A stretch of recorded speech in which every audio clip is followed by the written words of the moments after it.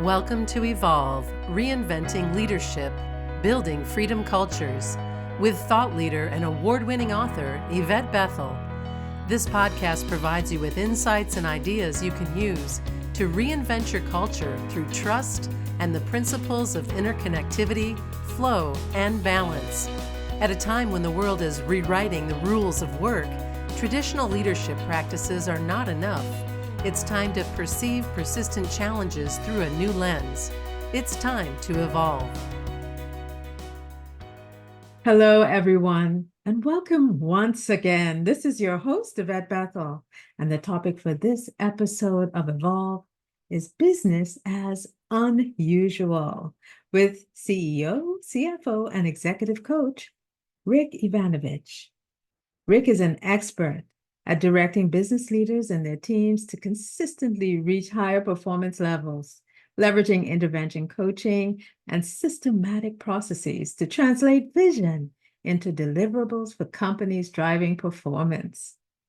Until 2 weeks ago, he was in Vietnam since 1990, and he is the Master Franchisor of the New Orleans-based coffee chain PJ's Coffee, as well as co-founder and CFO of Great People Inside, the cloud-based next-gen people intelligence platform. He's also the co-founder of multiple startups.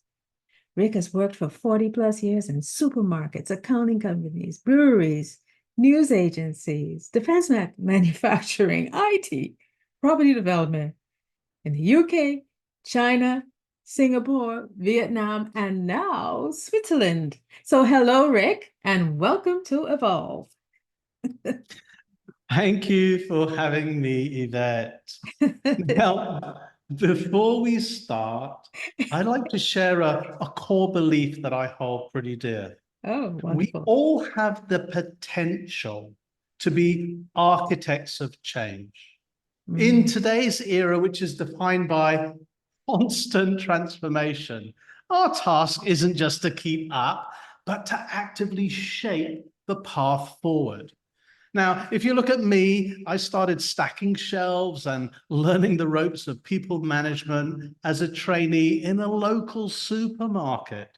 And then I immersed myself into the more precise world of accounting. And later I've navigated this constantly evolving landscape of technology, which is tricky, but even more tricky are people.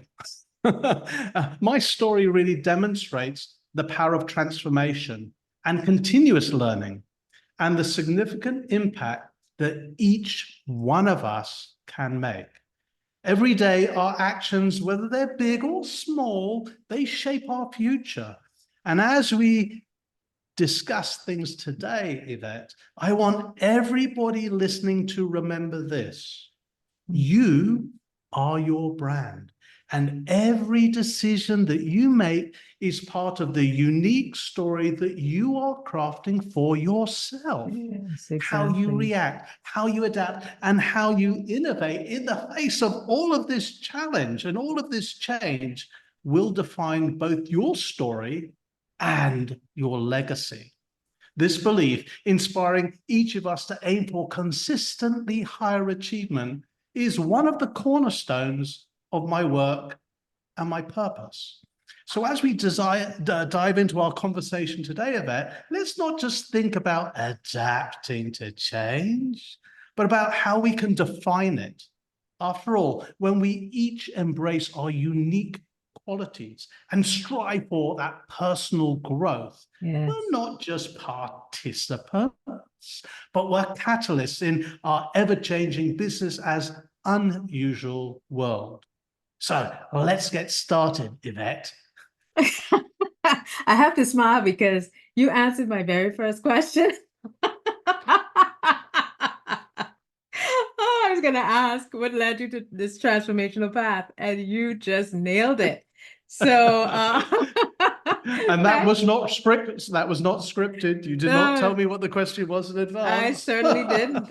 You just nailed my first question. So with that, we go on to the next one.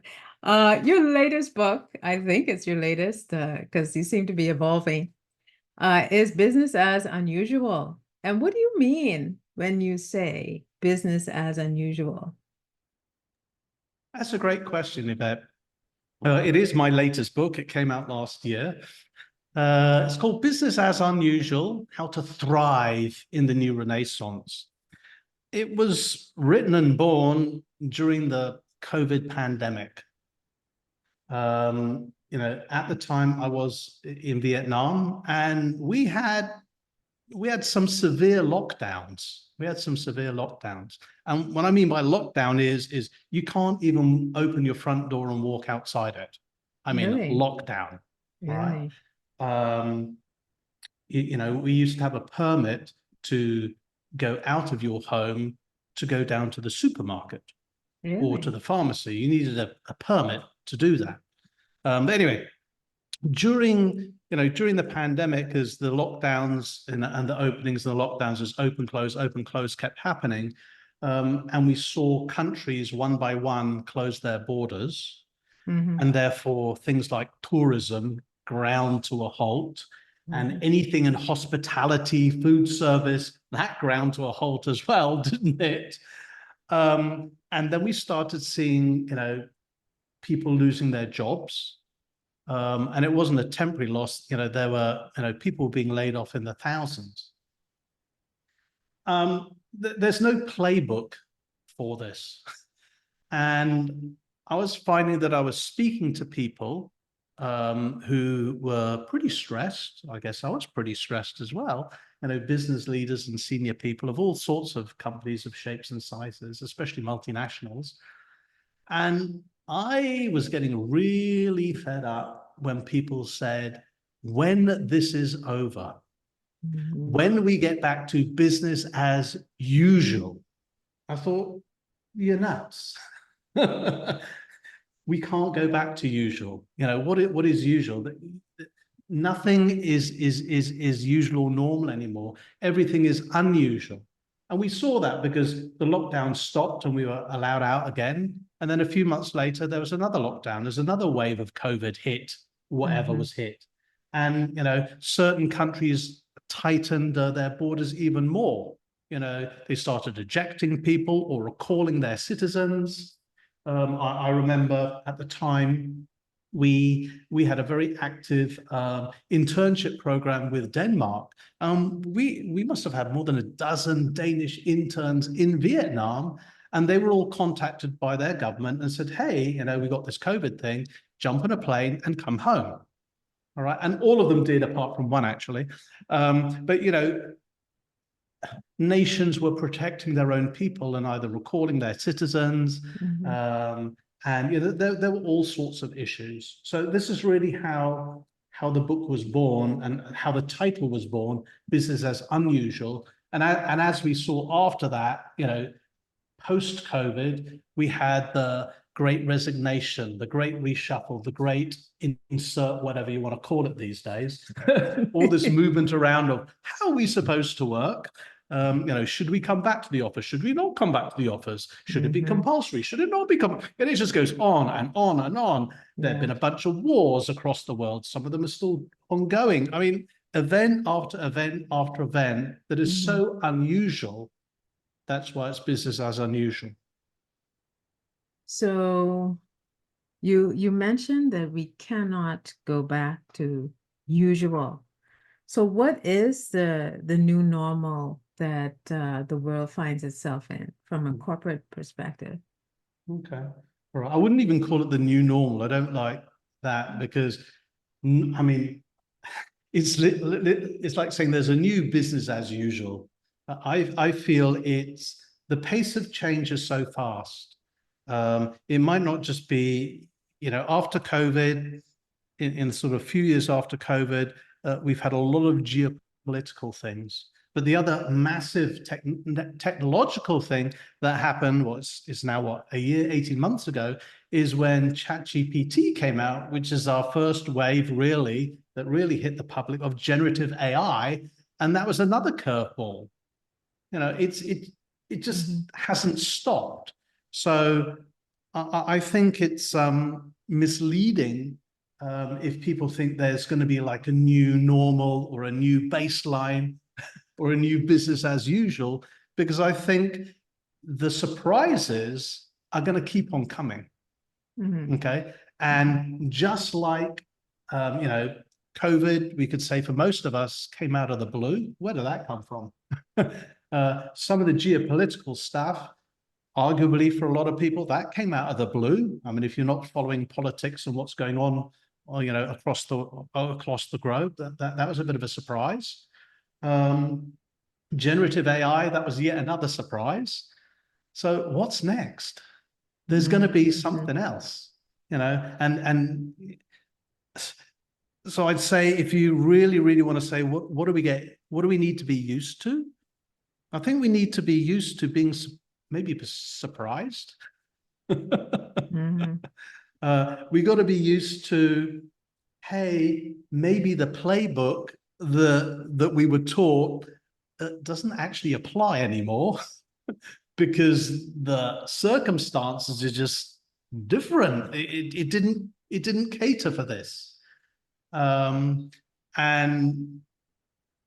we just need to be, I guess the words are more, some people call it agile, others people call it resilient. I'd say it's a mix of both. It's the ability when all of these, I'll call them unusual things happen, and it's unusual if we're not used to it or we haven't heard of it or it's new to us. It's unusual, right? It's the unknown. And we don't like that unknown. I mean, as humans, as animals, our prehistoric brain is saying, hey, danger, danger, danger. It's not a saber-toothed tiger about to, jump out of the bushes. It's, oh no, it's another advent of generative AI that does something else, or some other technology that we haven't even heard of that's going to do something else. It's the same threat. It's a threat. Okay, and that's why we feel so uncomfortable about it. But on the other hand is we need to learn how to cope with these surprises, learn to cope with these shocks, because it isn't a saber-toothed tiger about to rip our throat out.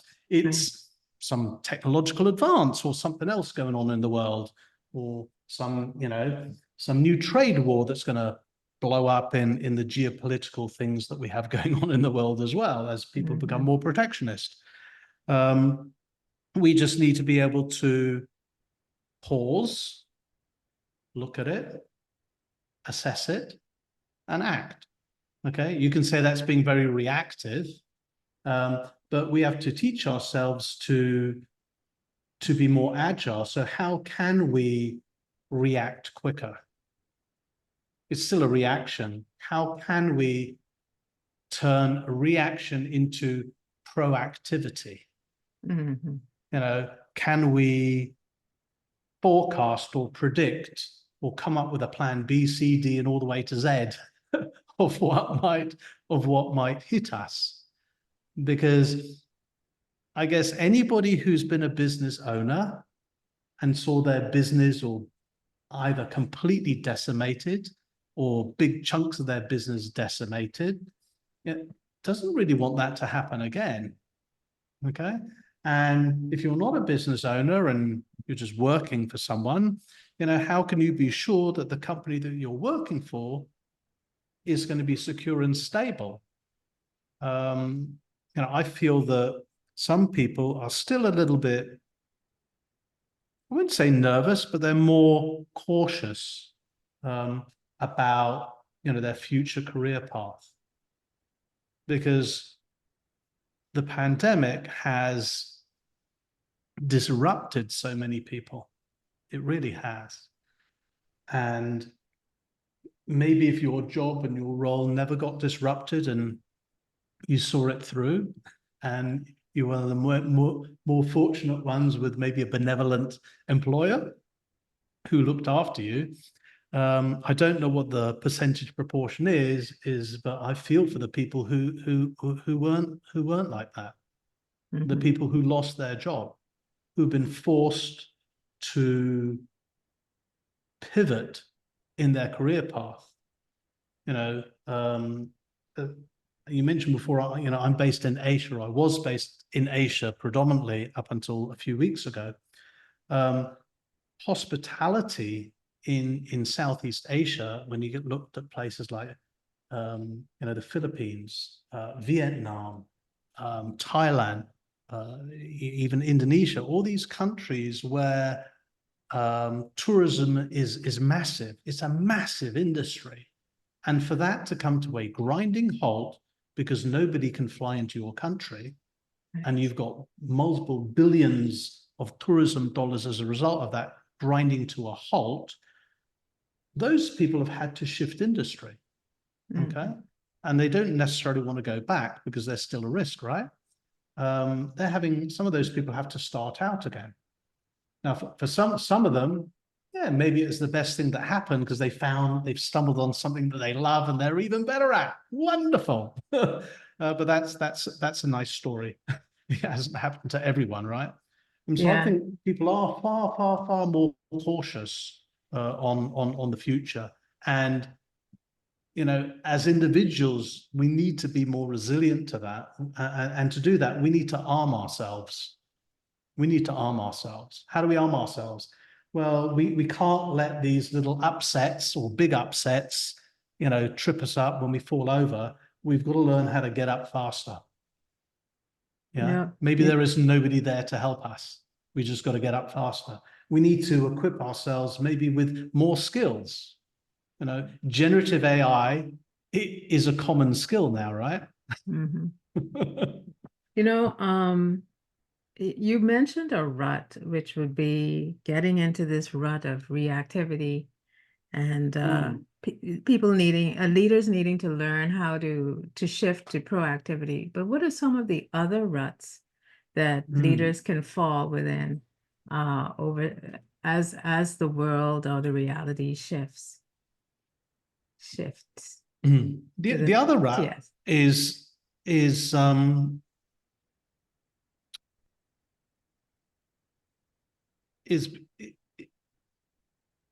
being so maybe risk averse that you're not moving. Like, okay, what's going to happen? No one can really predict the future. We can only make guesses, right?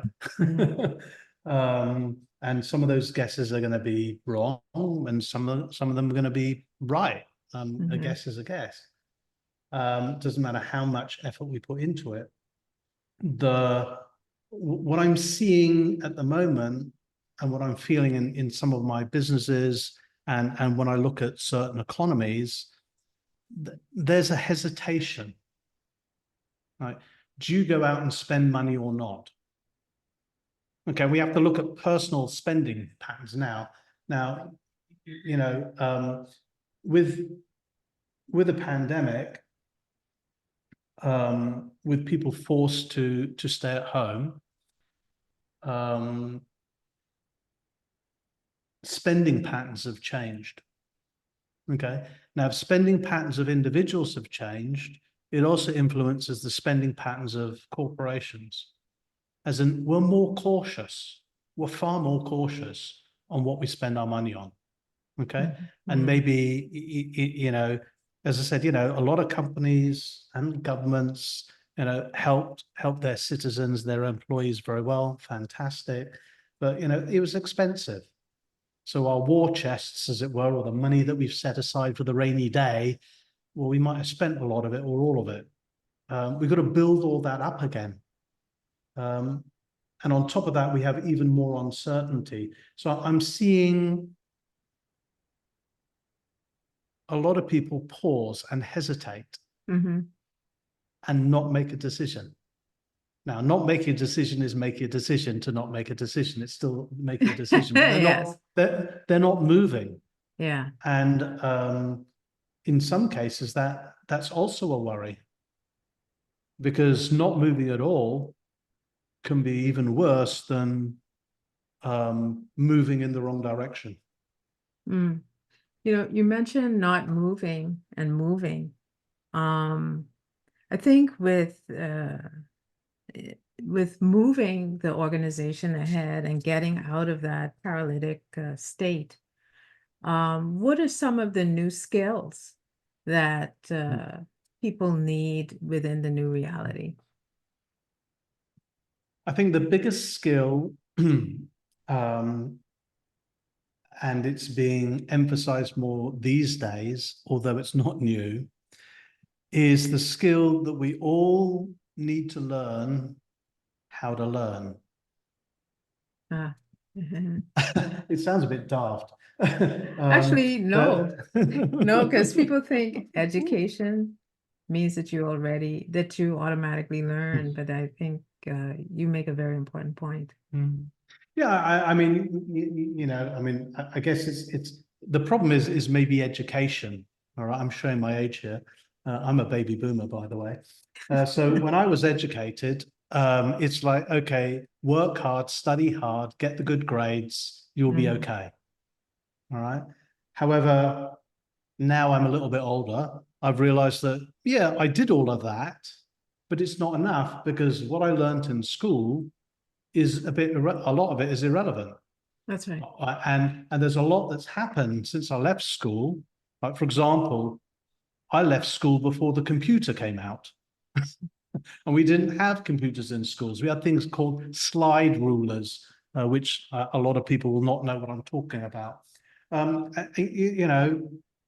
even if even if a few years ago that you thought you were expert on stuff, and then generative AI came out, which, you could say levels the playing field. And even if you are not a whiz on, for example, a spreadsheet like Excel, now I can ask generative AI, ChatGPT, Claude, or whatever you're using, to help me with a formula and do something complicated. And if I use things like Copilot, it does it for me. And therefore I just need to know the skill of what to ask the computer to do, and it'll do it for me.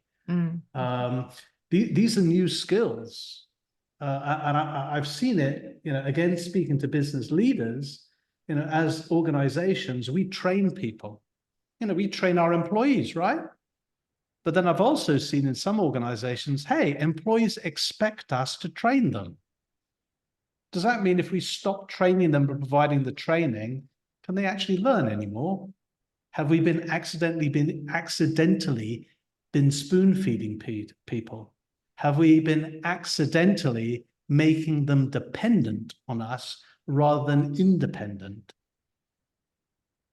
So going back to, we need to learn how to learn, that's a sort of clarion call that's coming out, because the skill sets that we need are changing. If we look at the World Economic Forum, every few years they come out with a report called The Future of Work. If you wind the clock back 5 or 6 years, or pre-pandemic, a couple of years before the pandemic, everybody will be talking about IE4. In the Industrial Revolution, 4 of all of the knowledge workers and all of this digital transformation and stuff. And even that was a decade after it first came out. And back then, they came up with all these skills that we need to learn. They said, hey, there's a skills deficit in the workforce throughout the world. We need to do something. Since then, there have been 2 more reports out. And if you look at the top 10 skills or top 15, 25 skills that are required, there are even more on there that we don't have. Generative AI is now there, right? Yeah. And it's growing. So unless we each individually know how to learn and teach ourselves, we can't catch up. So true. This is so true. This is your host, Yvette Bethel, and we will be right back after this message. Organizational Soul is a mission-driven organization and network where we specialize in trust in academia, families, and organizations. We are building a community of leaders who are interested in trust and culture. If you are interested in our updates, you can sign up for our newsletter at orgsoul.com. As a thank you for joining our community, you can access our free resources that are designed to help you build your brand as a trusted leader as you contribute to safe space. Sign up now at orgsoul.com. Welcome back to Evolve. Our guest is CEO, CFO, and executive coach, Rick Yvanovich. Welcome back, Rick. Hi, Yvette. Well, you just mentioned some sources of where business leaders can find information about new skills that are needed within the workplace so that they can remain current. Would you mind kind of giving us a list so that our audience can, check them out for themselves? Sure. I love, well, I don't love, yeah, I love, I like the Future of Work report that comes out every, I think it's biannual, from the World Economic Forum. That usually, what that covers, and I wrote about it in my book, I quoted some bits from it.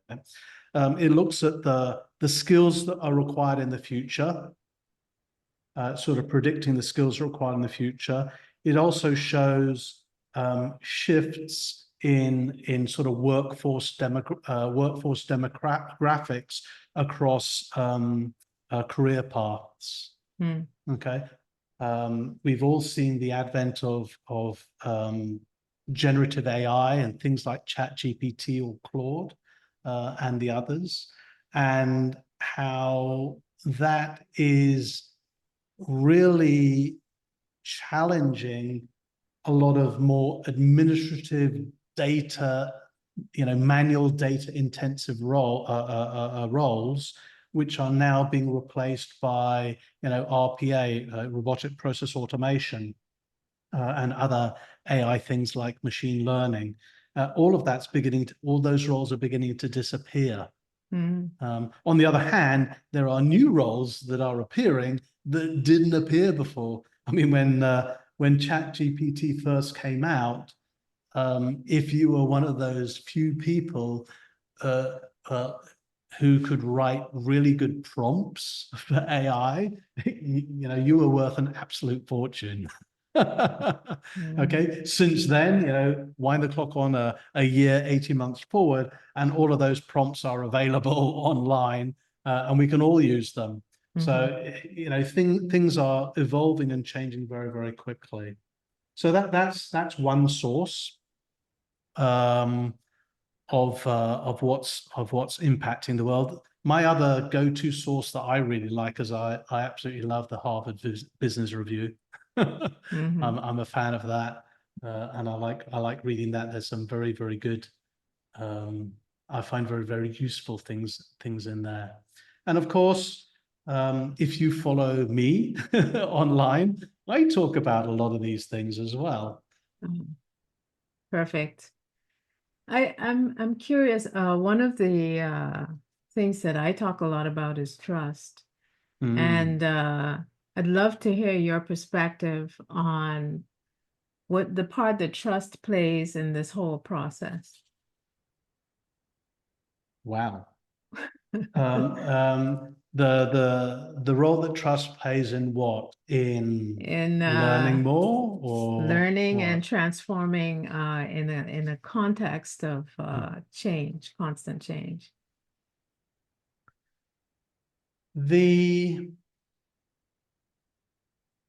The trust is if we're expecting people to teach themselves, and as organizations, if we provide them time to do so, okay, again, the more benevolent organizations will allow people some time during their working day or their working time to actually learn and evolve more, as opposed to those who say, great, you can learn in your own time. Their cases, their pros and cons of both. It's that they use that time wisely, and they do learn, and they do evolve. Interesting. Because we're supposed to be grown-ups, aren't we?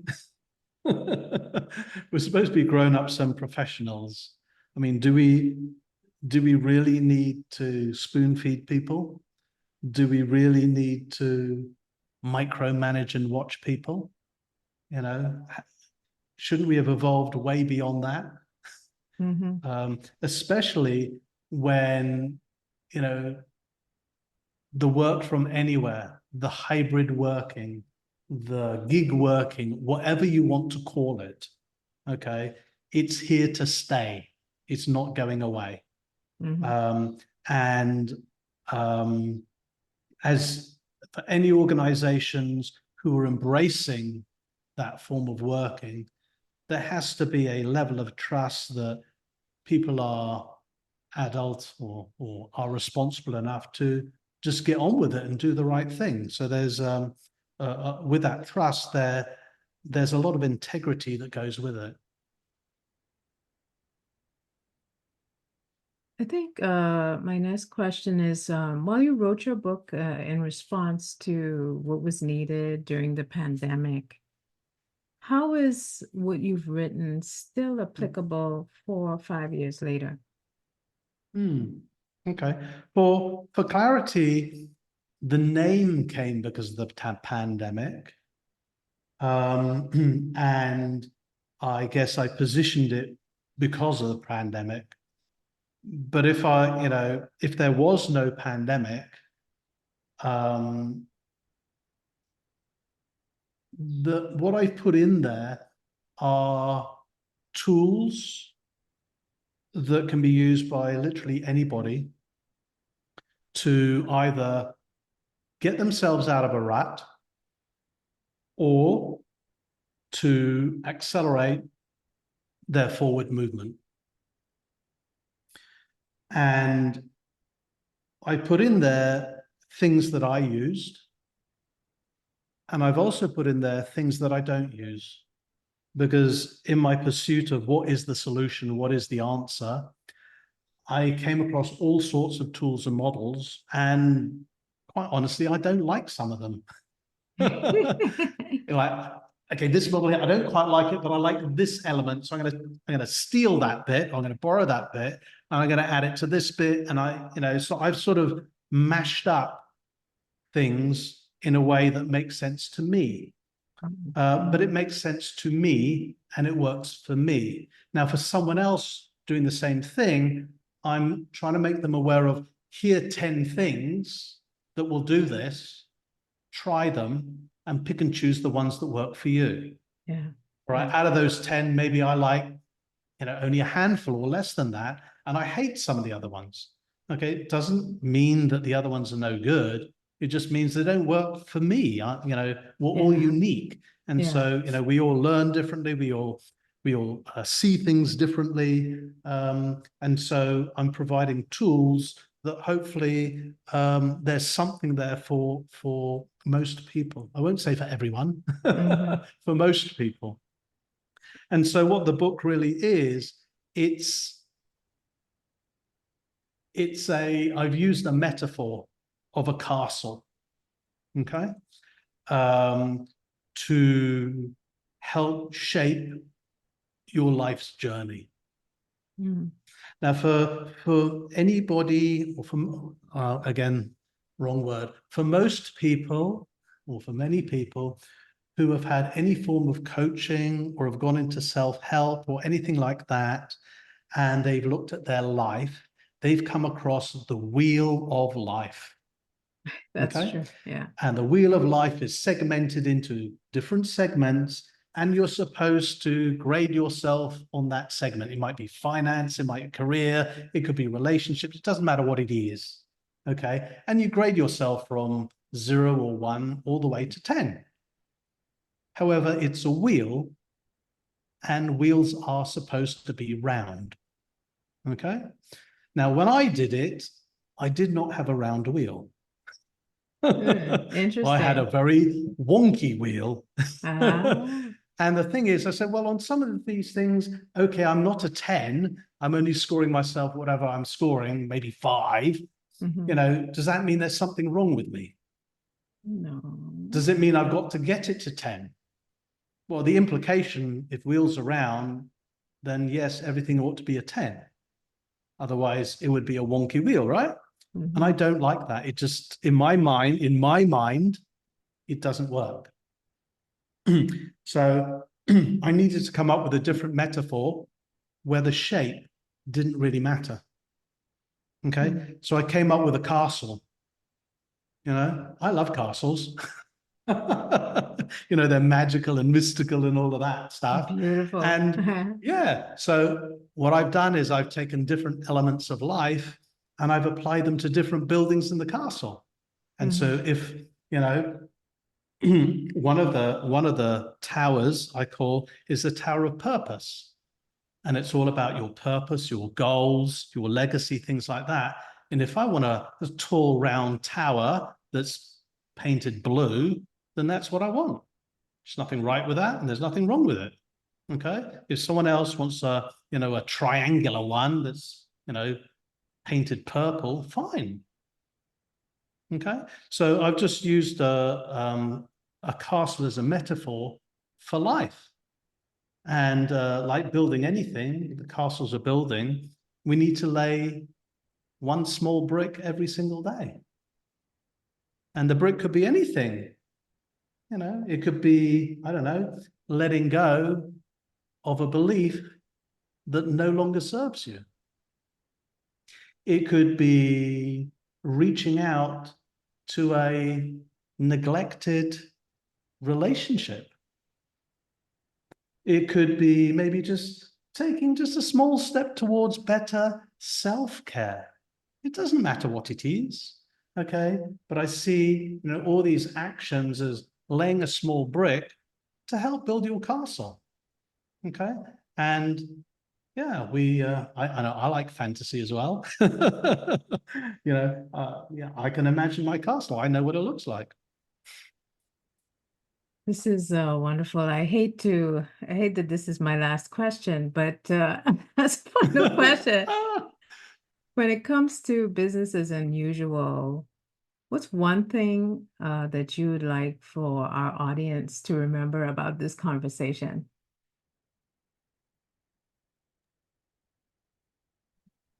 Oh, that's a great question. What I would like people to remember is that we are not just a participant in today's world. We need to be like an architect, shaping the course of our own life, our careers, and the world around us. So I want everybody to embrace change and define it rather than just adapt and react to it. We need to be catalysts in this business as unusual world. And the transformation begins with each one of us. And I am eager to hear about your listeners' journeys. So please reach out to me and please go out there and build your castle. Wow, we need to be architects shaping the course of our own worlds. Wow, with that, I'd love to thank you, Rick, for our interview. Your insights will certainly support our audience with building or moving on with business as unusual. Before we go, can you please share with us how our audience can connect with you?